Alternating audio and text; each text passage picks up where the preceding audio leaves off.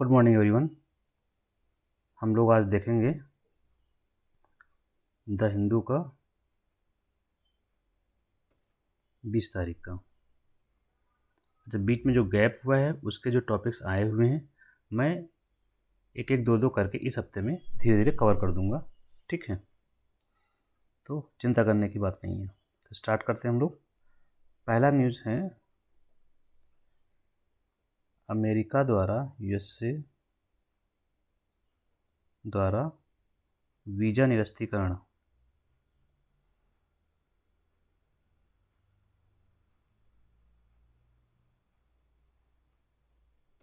Revoke कर दिया गया है।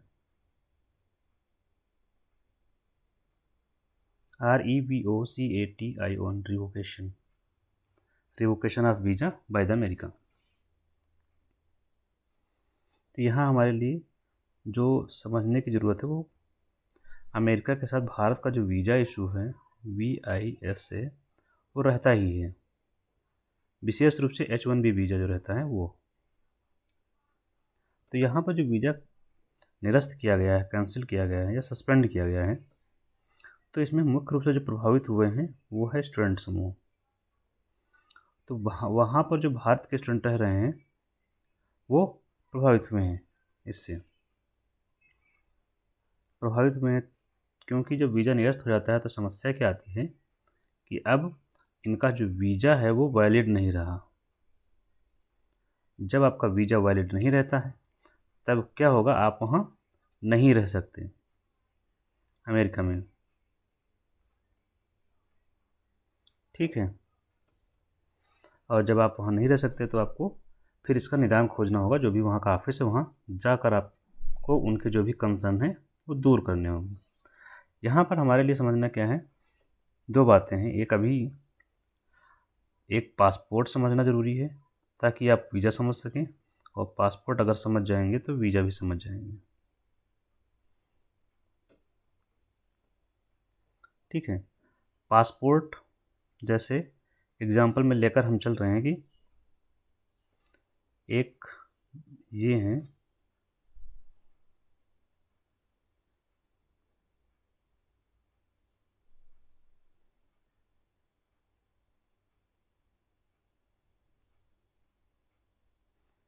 इनको वीज़ा ये हैं निवासी भारत के, ठीक है, भारत में रह रहे हैं, ये भारत के नागरिक हैं, ठीक। इनको हम केंद्र में रख के चलेंगे, यही ट्रेवल करेंगे अमेरिका को। तो ये पहले बनवाएंगे पासपोर्ट। पासपोर्ट बनवाएंगे, कौन बनाता है? सरकार बनाएगी, केंद्र सरकार, भारत की सरकार बनाएगी इनका पासपोर्ट। केंद्र सरकार, केंद्र सरकार से इनको मिलेगा पासपोर्ट। पासपोर्ट क्या होता है? एक दस्तावेज होता है, डॉक्यूमेंट होता है। दस्तावेज सब बहुत खलता है ना। बेसिकली आप अगर याद रख सकें तो जो राशन कार्ड होता है ना, सेम वैसा होता है, बस पेजेस मजबूत वाले होते हैं, इसमें मोटे होते हैं, और कुछ विशेष चिन्ह भी रहते हैं उसमें। तो आप बेसिकली राशन कार्ड जैसा समझिए, उसी शेप साइज का होता है, वैसे ही पेजेस होते हैं। जो ये पासपोर्ट होता है जो जारी होता है वो एक दस्तावेज होता है। इस दस्तावेज से जानकारी प्राप्त होती है आपकी नागरिकता की। जैसे किसी को दिखाया तो उसको देखते ही समझ जाएगा कि आप कहाँ के नागरिक हैं। तो इनका दस्तावेज बन गया, मान लीजिए इनका दस्तावेज ये रहा, इनकी कुछ डिटेल्स में लिख दी गई, जिसमें इनका नाम लिखा होगा, जो नाम तो बहुत ज़रूरी है, ठीक है। इनका पता होगा, एज, जेंडर, XYZ, ये सब चीज़ें होंगी। तो इससे नागरिकता का पता चलता है, प्लस इनकी पहचान पत्र, पहचान का पता चलता है। इतनी जानकारी यहाँ से मिल जाती है। और तीसरी जो सबसे महत्वपूर्ण चीज़ है, ये जो राशन कार्ड का दस्तावेज, राशन कार्ड के जैसा है जो दस्तावेज, राशन कार्ड नहीं है, मैं एग्जाम्पल में समझाया हूँ, तो उसी रूप में होता है, ठीक है। तो ये दस्तावेज आपको अनुमति देता है। क्या देता है? अनुमति। किस चीज़ की? विदेश यात्रा करने की।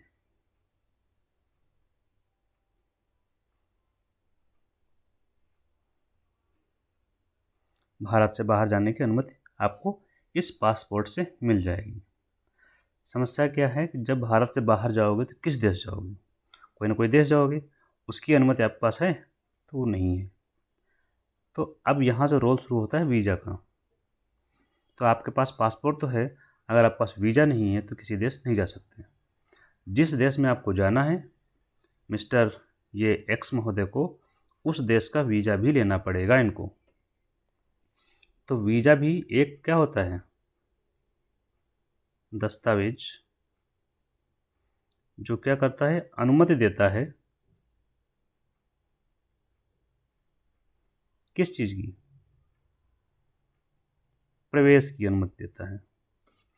किसी देश में प्रवेश की अनुमति, एंट्री करने की अनुमति देता है।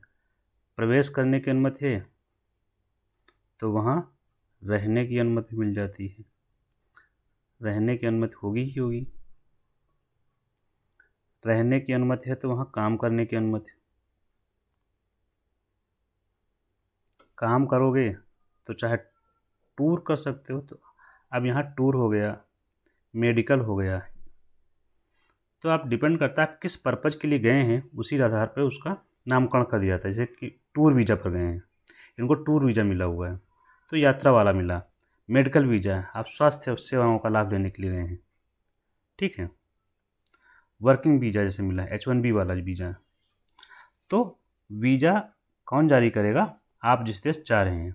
यहाँ पर कौन है जिसका एग्जाम्पल लोग ले रहे हैं? अमेरिका, जो बच्चों की समस्या भी है। तब मिस्टर एक्स को अमेरिका का वीज़ा लेना पड़ेगा। अब वीज़ा कहाँ लेंगे? भारत में ही इनका ऑफिस होगा, वहीं से जारी होता है अमेरिका का एम्बेसी से, ठीक है।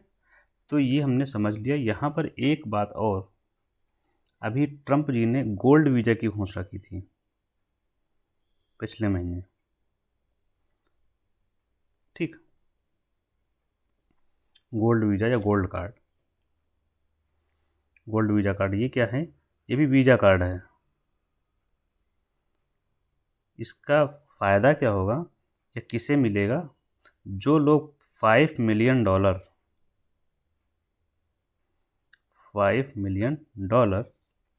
सरकार को देंगे, अमेरिकी सरकार को।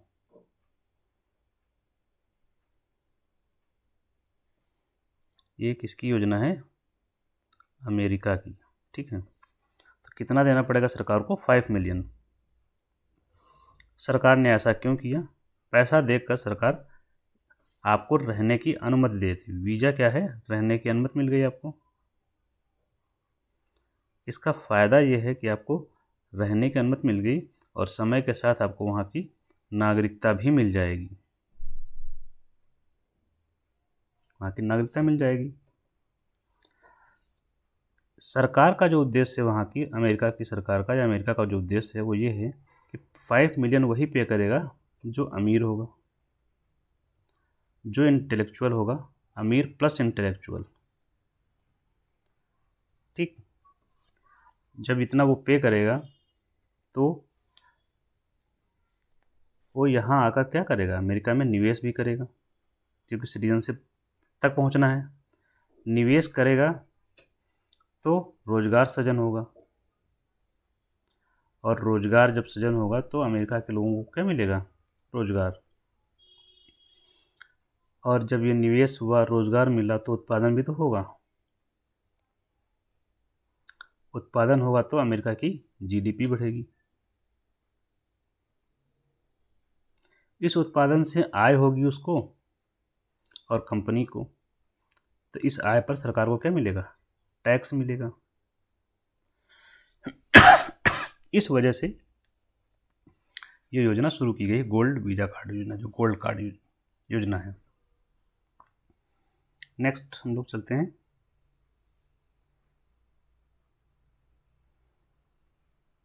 तेलंगाना सरकार का एक निर्णय है। तेलंगाना सरकार द्वारा शेड्यूल कास्ट का उपवर्गीकरण।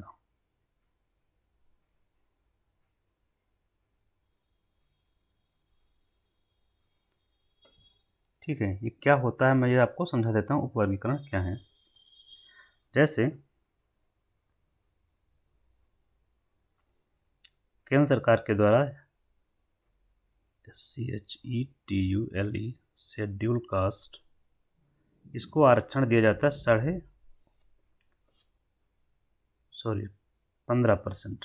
ठीक है, इस समय जो स्थिति है, मान लीजिए इसमें शामिल हैं, मैं आपको समझा रहा हूँ इसमें केवल कि उपवर्गीकरण क्या होता है। मान लीजिए इसमें 150 जातियाँ शामिल हैं। ठीक है, लेकिन होगा क्या कि इसमें हो सकता है जो 60 जातियाँ ऐसी हों, 60 कास्ट, जिनको लाभ नहीं मिल पा रहा है या कम मिल पा रहा है, और कुछ ऐसी हो सकती हैं जैसे 20 हो सकते हैं जिनको लाभ भरपूर मिल रहा है, और कुछ 70 ऐसी हो सकती हैं जिनको बस 100 मिल रहा है, तो थोड़ा बहुत लाभ मिल जा रहा है। तो इससे ये समस्या उत्पन्न हुई कि जो पर्पज़ था क्या, कि इन अनुसूचित जाति के सदस्यों को आरक्षण का लाभ मिले। तो देखिए यहाँ 60 जातियों को तो लाभ मिल नहीं रहा, मान लीजिए। ठीक है, स्थिति यही है, सबसे ज़्यादा लाभ ये ले जा रहे हैं। तो इस समस्या का निदान निकाला गया कि ऐसा है, अब ये जो 150 हैं इनका हम वर्गीकरण कर देंगे। तो 3 ग्रुप में मान लीजिए कि बांट दिया गया, तो कई ग्रुपों में इनको बांटा जाएगा इसी आधार पर। अब बांट दिया गया तो इनका जो आरक्षण है वो यहाँ फिक्स कर दिया जाएगा।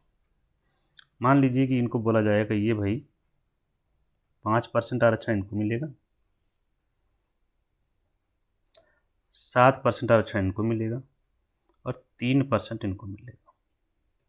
यही है उपवर्गीकरण। पहले क्या था, 15% इन पूरे को मिलता था कंबाइंड। अब इसका लाभ चाहे ये ले लें या ये लें या फिर ये लें। अब इनका फिक्स कर दिया कि 60 जातियों को 5% आरक्षण मिलेगा, 70 जातियों को 7% और इनको 3%। तो इससे क्या होगा कि सबका डब्बा बन गया, कंपार्टमेंट। ये अपना इसमें रहेंगे, ये इसमें रहेंगे, ये इसमें रहेंगे। यही है उपवर्गीकरण। तेलंगाना पहला राज्य बन गया है जिसने इसको लागू किया है। तो आप लोग कंसेप्ट समझ गए होंगे। और आंध्र प्रदेश में इसकी तैयारी चल रही है, आंध्र प्रदेश ने कर्नाटका में। क्यों? क्योंकि वहाँ पर जो सर्वे है सोशियो इकोनॉमिक, वो आ चुका है, सोशियो इकोनॉमिक एंड एजुकेशनल सर्वे, इसके आंकड़े आ ही चुके हैं। तो ये बात चल रही लागू होने की।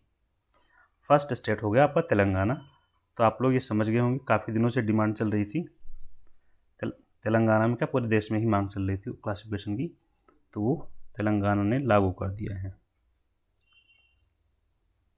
नेक्स्ट है, मुर्शिदाबाद में वायलेंस हुआ है। मुर्शिदाबाद में वायलेंस हुआ है। हमारे लिए मुर्शिदाबाद है कहाँ पर? वेस्ट बंगाल में, वेस्ट बंगाल दैट इज पश्चिम बंगाल। हिंसा जो हुई है इसको लेकर के NHRC ने सो मोटो लिया है। NHRC द्वारा सो मोटो,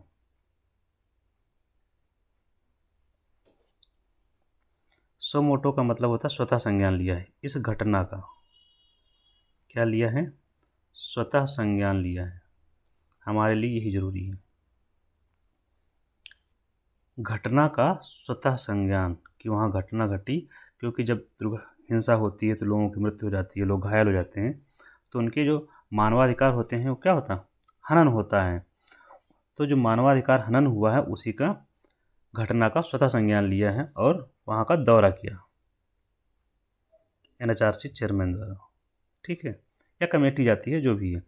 हमें यहाँ याद ये रखना है कि NHRC के द्वारा किसी भी मामले का स्वतः संज्ञान लिया जा सकता है जहाँ पर मानवाधिकार का उल्लंघन हुआ हो। ठीक, स्वतः संज्ञान मतलब खुद से संज्ञान लेना। इसको मैं समझा देता हूँ। जैसे मान लीजिए कोई ये क्षेत्र है, रामपुर मान लीजिए, यहाँ कोई घटना घटी और ये रहा आपका NHRC, यहाँ कोई घटना घटी, इस महोदय ने जाके बता दिया कि यहाँ घटना घटी है, हमारे साथ गलत हुआ है, तब ये अपनी जांच करने के लिए यहाँ टीम भेज देंगे। तो ये सामान्य प्रक्रिया हो गई, ये जो व्यक्ति था उसने सूचित किया।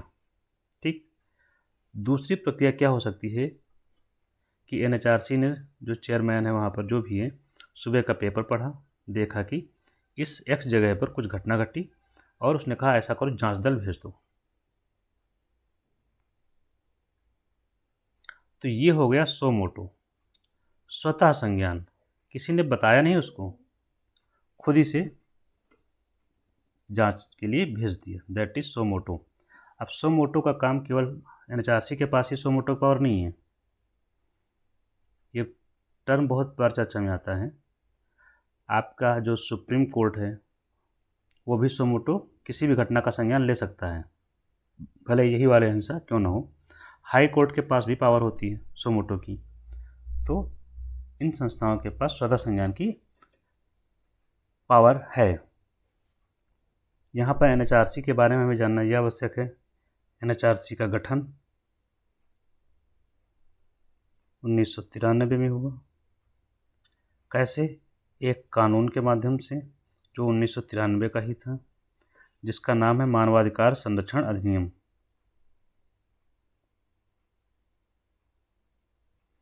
ये बीच बीच में ऐसे पढ़ते रहना है, इससे फ़ायदा क्या होगा, आपको याद हो जाएगा यूं ही, 1993 का।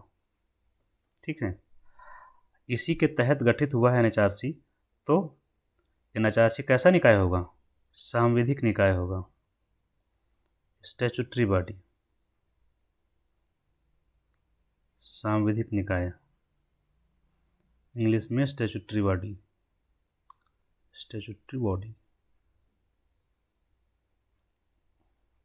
ठीक है, NHRC का फुल फॉर्म मैंने नहीं बताया, मैं लिख देता हूँ एक बार।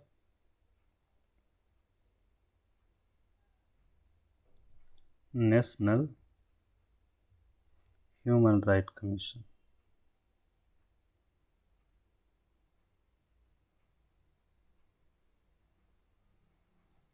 ठीक है, इसके जो चेयरमैन होते हैं वो सुप्रीम कोर्ट के रिटायर्ड जज होते हैं। चेयरमैन जो होते हैं सुप्रीम कोर्ट के रिटायर्ड जज ही होते हैं, हमेशा याद रखना, सुप्रीम कोर्ट के रिटायर्ड जज। पहले था चीफ जस्टिस ऑफ इंडिया, बाद में जज को शामिल कर लिया गया कि कोई भी जज हो जो सुप्रीम कोर्ट में रह चुका वो इसका चेयरमैन हो सकता है। और NHRC की एक खास बात क्या है, केवल 1 साल पुराने मामलों की जांच कर सकता है।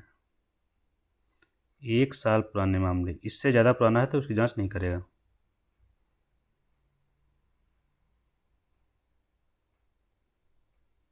दूसरा, इसके द्वारा जो जांच की जाती है उसकी रिपोर्ट वो सरकार को देता है और सरकार को अनुशंसा भी करता है। अनुशंसा का मतलब समझ गए ना, कि ऐसा ऐसा कर दिया जाए, रिक्वेस्ट मोड में होता है, रिकमेंडेशन करता है, सरकार को अनुशंसा करता है। तो किसी भी तरह से जैसे कि कह सकता है कि भाई जो विक्टिम है, जिसको क्षति हुई है, उसको क्षतिपूर्ति दे दी। क्षतिपूर्ति पैसे के रूप में हो सकती है, मान लीजिए 2 लाख कहा कि दे दिया जाए। ये भी कह सकता है कि केस किया जाए। तो ये दोनों जो भी रिकमेंड करता है अनुशंसा, ये सरकार के लिए बाध्यकारी नहीं होती हैं, सरकार के लिए बाध्यकारी नहीं। तो आपको ये बातें यहाँ पर याद रखनी है। गठन 1993, एक्ट 1993, अधिनियम यही है। तो अधिनियम से गठित हुआ तो सांविधिक निकाय हो गया। 1 साल पुराने मामले की जांच कर सकता है मैक्सिमम, इससे ज़्यादा पुराना है तो मामले की जांच नहीं। सरकार की अनुशंसा बाध्यकारी नहीं होती है। इसका चेयरमैन सुप्रीम कोर्ट के रिटायर्ड जज होते हैं। ठीक है, और यह सो मोटो किसी भी घटने का संज्ञान ले सकता है, स्वतः संज्ञान ले सकता है। ठीक है। नेक्स्ट है IMEC। ये बहुत न्यूज़ में रहता है, हरदम ही रहेगा ही, तो इसके बारे में थोड़ी थोड़ी जानकारी लेते रहिए। IMEC है क्या, पहले तो ये जानते हैं। I for India, M for middle east, E for Europe, और आगे हो जाएगा इकोनॉमिक कॉरिडोर।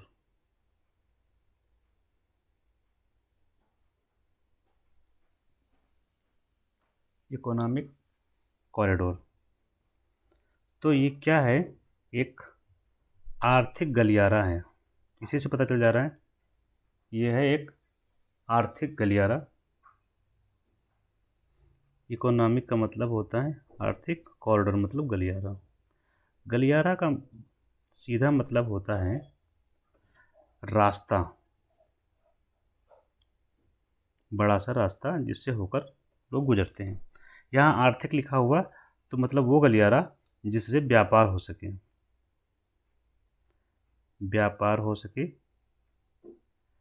या यूं कहें कि आर्थिक गतिविधियों का संचालन हो सके। तो व्यापार है, गैस है, तो होना बेसिकली वस्तुओं का आवागमन ही है।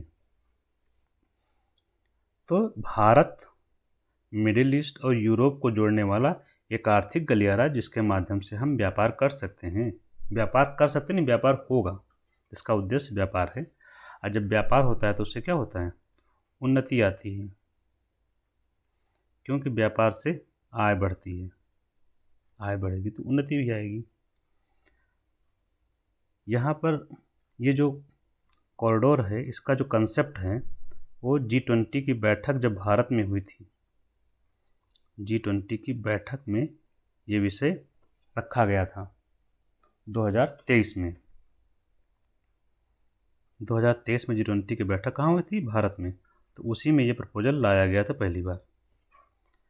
और ये जल और स्थल दोनों से होकर गुजरता है, जल एंड स्थल दोनों से होकर गुजरता है, गुजरेगा। अभी इसका विकास किया जाना है एक्चुअल में। मैं इसका मैप आपको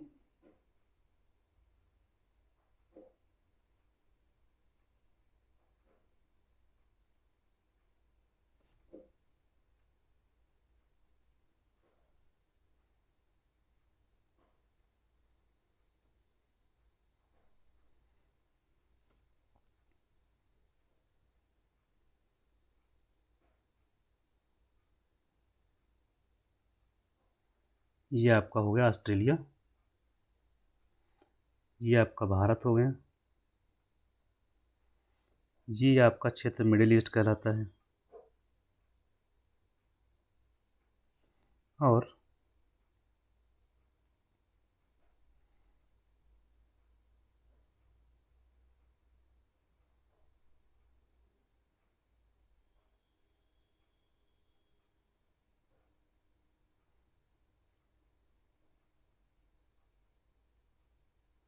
ये आपका यूरोप है। ठीक है, ऊपर का पोर्शन ये है आपका यूरोप, ये मैंने इटली बनाया है, और ये है भूमध्य सागर। ठीक, तो यहाँ से यहाँ तक इनको जोड़ना, और फिर इस मिडिल ईस्ट को यूरोप से जोड़ना, यही है कॉरिडोर। तो यहाँ से इतना हो जाएगा, ये जलमार्ग से हो जाएगा आपका, जहाज से सामान जाएगा यहाँ से यहाँ तक। यहाँ मिडिल ईस्ट में जो कई देश हैं उनको जोड़कर यहाँ हाईवे बनाएंगे, बड़ा सा रास्ता बनेगा चौड़ा, तो ये स्थल मार्ग से हो जाएगा, अब फिर ये जल मार्ग से। इससे होगा क्या फ़ायदा, भारत और यूरोप आपस में कनेक्ट हो जाएंगे, और व्यापार में क्या होगी, तेजी आएगी, वृद्धि होगी। जब व्यापार में वृद्धि होती है तो विकास होता है।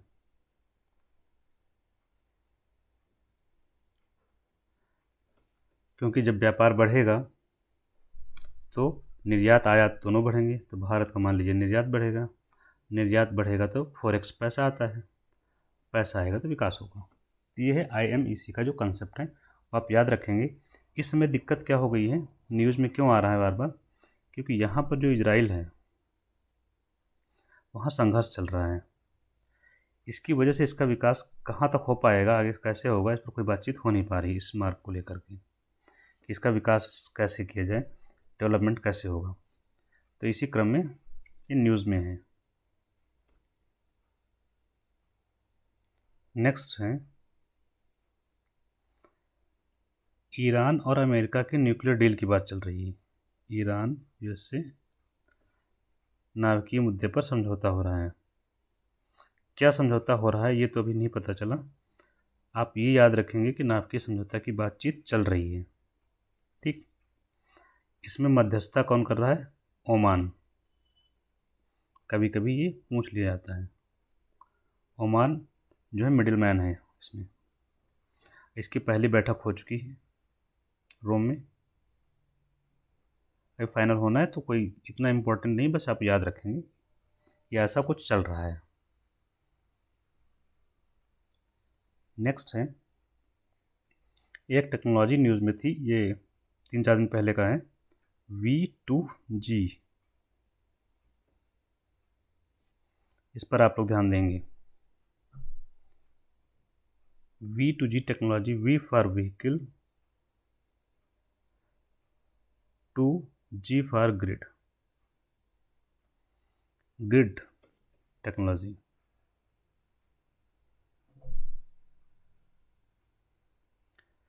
पहले हम समझते हैं ग्रिड। ग्रिड ये हो गया आपका जो इलेक्ट्रिक ग्रिड है, जिससे आपके घर में बिजली पहुंचती है वो। व्हीकल हो गया आपका इलेक्ट्रिक व्हीकल, ईवी। ठीक है, तो ईवी जब आपका इलेक्ट्रिक व्हीकल होता है, इसमें लगी होती है बैटरी। ये भी ठीक है क्योंकि बैटरी से चलती है। अब बैटरी क्या काम करती है, स्टोरेज का काम करती है, विद्युत स्टोरेज का काम करती है, क्योंकि उसमें इलेक्ट्रिसिटी क्या रहती है, तो विद्युत स्टोरेज डिवाइस होती है बैटरी, जिससे इस बैटरी से क्या चलता है, आपका मोटर चलता है, मोटर से ईवी आगे बढ़ती है। ये है इसका प्रिंसिपल। और ये जो बैटरी आपकी होती है, इसको करना पड़ता है चार्ज। चार्ज कहाँ से होती है, घर में आप लोग चार्ज करें या बाहर, लेकिन दोनों ही केस में ग्रिड से चार्ज होती है। अंतिम इसको विद्युत कहाँ से मिलती है, ग्रिड से।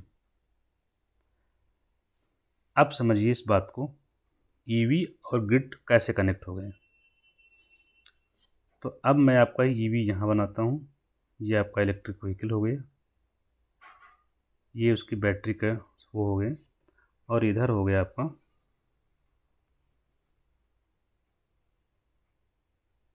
ग्रिड।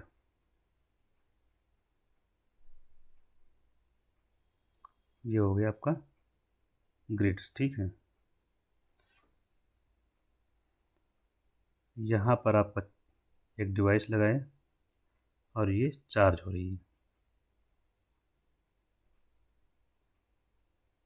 तो ये हो रही बैटरी चार्ज,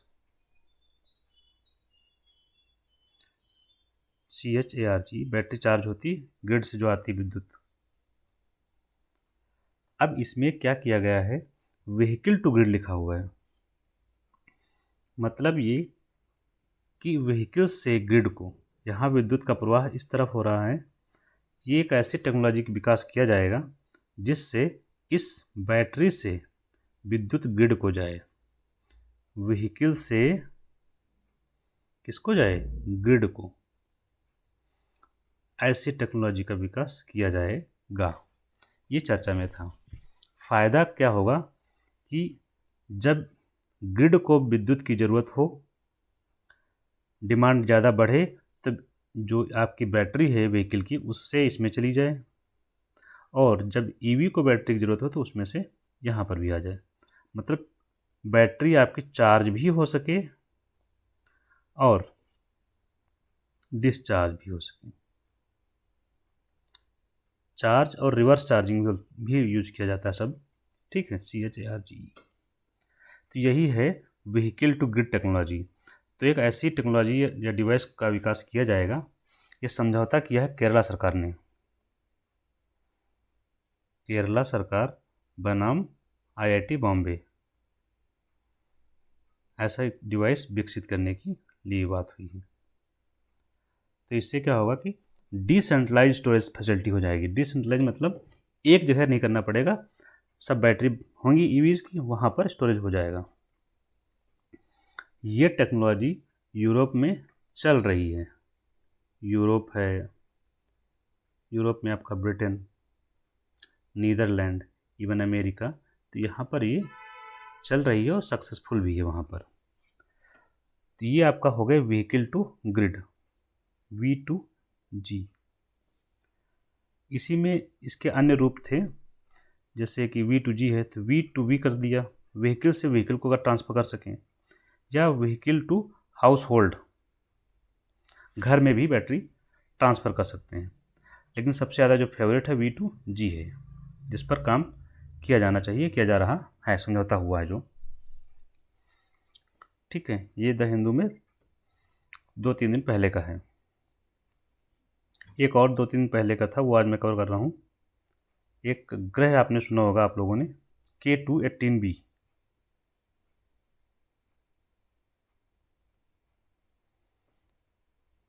जहाँ पर जीवन के संकेत मिले हैं। तो इसका पूरा एपिसोड क्या है वो हम लोग समझ लेते हैं। K2-18b एक ग्रह है, ठीक है। यह ग्रह जो है, चूँकि हमारे यहाँ से बाहर है तो इसे एक्सो प्लैनेट कहा जाता है। जो ग्रह हमारे सोलर सिस्टम से बाहर हैं वो एक्सो प्लैनेट है। तो ये ग्रह स्थित कहाँ है? एक कॉन्स्टिलेशन है, वहाँ स्थित है, तारामंडल। तारामंडल कई तारों का समूह होता है जो किसी आकार में दिखाई पड़ते हैं। तो तारामंडल का नाम है लियो, इंग्लिश में हम लोग बोलते हैं सिंह। तो लियो तारामंडल में ये स्थित है। वहाँ पर एक स्टार है K2-18। क्या है? K2-18, ये है स्टार। जैसे कि हमारे सोलर सिस्टम में क्या है? स्टार, सन। वैसे ही वहाँ पर K2-18 एक स्टार है, तारा है। इसका चक्कर लगा रहा है एक सैटेलाइट, एक उपग्रह, ग्रह। एक जैसे हमारी पृथ्वी चक्कर लगा रही, वैसे ही एक ग्रह चक्कर लगा रहा है इसके चारों ओर। तो इस ग्रह का नाम है K2-18b। K2-18 का जो चक्कर लगा रहा है वो है K2-18b। और ये कौन से तारामंडल में? लियो तारामंडल में घटना घट रही है। तो हमारे सूर्य का जैसा है वहाँ पर K2-18, और पृथ्वी किस तरह है? K2-18b। इतना आप लोग समझिए। आगे चलते हैं।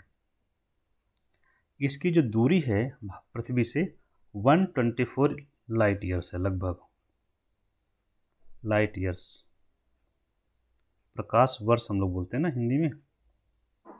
124 प्रकाश ईयर्स। पूछा जाता है कभी कभी किसको मापने का मात्रक है, लाइट ईयर्स या प्रकाश वर्ष? तो प्रकाश वर्ष से क्या नापते हैं? दूरी। तो कौन सी? खगोलीय दूरी नापी जाती है। तो पृथ्वी से 124 प्रकाश वर्ष दूर स्थित है और अर्थ से 3 गुना भारी है मास में। अब हम चलते हैं इनकी जो मेन खोज जो सामने आई है उसके बारे में चर्चा करते हैं कि खोज क्या किया है इन लोगों ने। ये जो K2-18b है, ये डिस्कवर्ड हो चुका है पहले। एक केपलर टेलीस्कोप था, उससे डिस्कवर किया गया था इसको। केपलर टेलीस्कोप से डिस्कवर किया गया था, 2009 के आसपास समथिंग किया गया था। और दूसरी बात यहाँ पता चली थी, एक हब्बल टेलीस्कोप है, नाम है हब्बल टेलीस्कोप। इसने पता लगाया था कि इसके वातावरण में जो एटमॉस्फेयर है वहाँ पर वाटर वेपर के साइन मिले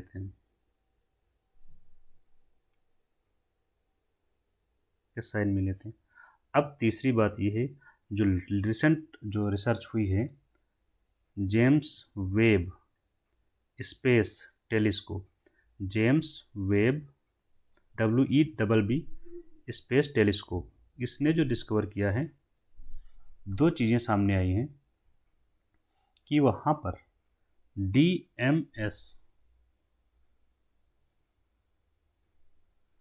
और DMDS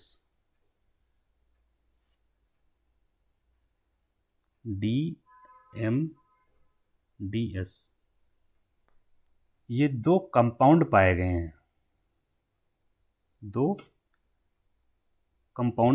हैं, वहाँ के वातावरण में, उनकी डिटेक्शन की गई है।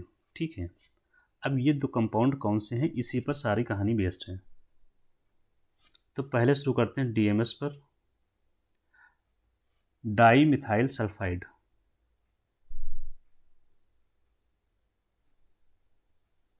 डाई मिथाइल सल्फाइड और ये है डाई मिथाइल डाइसल्फाइड।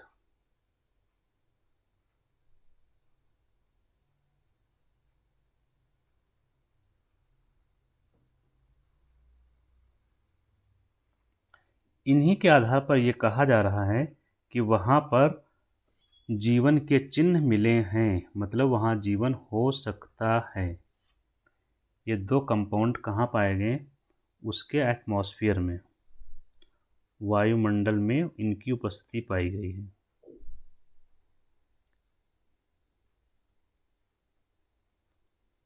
वायुमंडल में इनकी उपस्थिति पाई गई और इसी आधार पर यह कहा जा रहा है कि वहाँ पर जीवन के संकेत हो सकते हैं,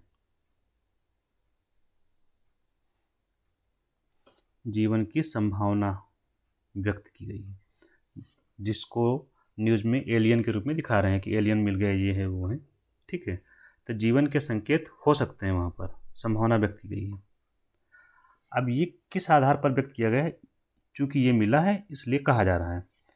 इनसे कैसे निष्कर्ष निकाल सकते हैं, तो इन दोनों के आधार पर जो निकाला गया है निष्कर्ष वो ये है। अच्छा, जीवन के जो संकेत होते हैं इसके लिए एक शब्द यूज करते हैं, बायो सिग्नेचर। आप लोग याद रखेंगे, बायो सिग्नेचर या बायोमार्क मिला है। ठीक, कारण इसका बताया गया है कि कैसे हो सकता है, क्यों बताया कि पृथ्वी का जो एटमॉस्फेयर है, पृथ्वी पर जो वायुमंडल है उससे तुलना की इन्होंने, कहा कि पृथ्वी के वायुमंडल में जो है ये DMS और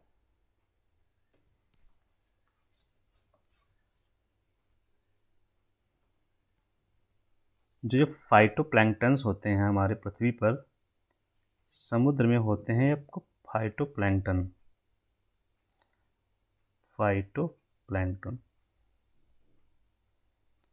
इनका जो डिकम्पोज होते हैं, जब डिके होता है इनका, तो डिके होने के परिणाम स्वरूप यही गैसें निकलती हैं, DMS और DMS। तो इस आधार पर यह निष्कर्ष निकाला गया कि फाइटोप्लैंक्टन के डिकम्पोज होने से ये निकलते हैं, तो वहाँ पर भी ऐसा कुछ होगा समुद्र में, या समुद्री जो नीचे स्थल पर होगा वहाँ कुछ ऐसे जीव होंगे जिन्होंने इसका उत्पादन किया होगा, DMS का और DMDS का। इस लिंक के बेसिस पर यह कहा गया कि वहाँ पर जीवन के संकेत हो सकते हैं। ठीक है, क्योंकि एक तो फाइटोप्लैंक्टन भी है, प्लस जो प्लांट मैटर होता है उनका भी जब ब्रेकअप होता है बैक्टीरियाज के द्वारा तब भी यही बनते हैं। जैसे जो प्लांट्स होते हैं इनका जब डिकम्पोज होता है तब भी ये कंपाउंड बनते हैं और एटमॉस्फेयर में पाए जाएंगे। तो ये इनकी लिंकिंग थियरी है, जिसके आधार पर वहाँ बताया गया कि वहाँ जीवन के संकेत मिले हैं। ठीक है, तो आज के लिए इतना ही। तब तक के लिए आप लोग देखते रहिए। Thank you. एक बात और, अगर आप लोग दर्पण देखना चाहते हैं, प्रतियोगिता दर्पण, तो ये चैनल पर आपको मिल जाएगा, हर मंथ की दर्पण कंप्लीट।